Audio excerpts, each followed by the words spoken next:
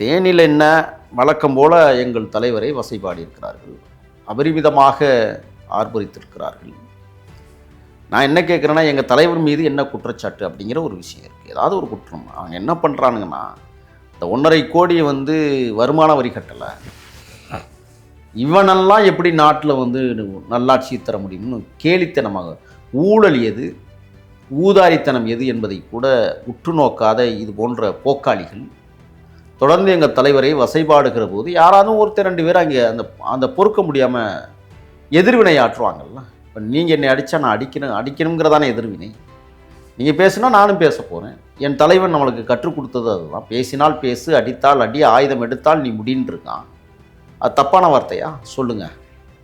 அப்போ ஒரு தலைவரை ஒரு கவுன்சிலர் கூட நாங்கள் வெற்றி பெறவில்லை, ஒரு வார்டு மெம்பரை கூட நாங்கள் வெற்றி பெறலை. எங்களை வசைபாடுவதற்கு இவங்களுக்கு என்ன இருக்குது? நீங்கள் என்ன வச்சுருக்கீங்கன்னு கேட்குறாங்க. புரியுது. நாங்கள் எதுவுமே வைக்கல. ஏன் எங்களை நீங்கள் திட்டணும்?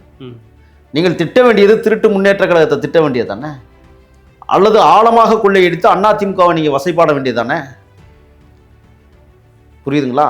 ஆக இவங்களுக்கு என்ன நோக்கம்னா, இன்னைக்கு பெண் நிறுவனம் பல கோடியை கொடுத்து எங்கள் தலைவரையும் எங்கள் இயக்கத்தையும் வசைபாட வேண்டும் என்கிற இடத்திற்கு தள்ளப்பட்டதால் இன்றைக்கு எதையோ உளறுகிறார்கள்.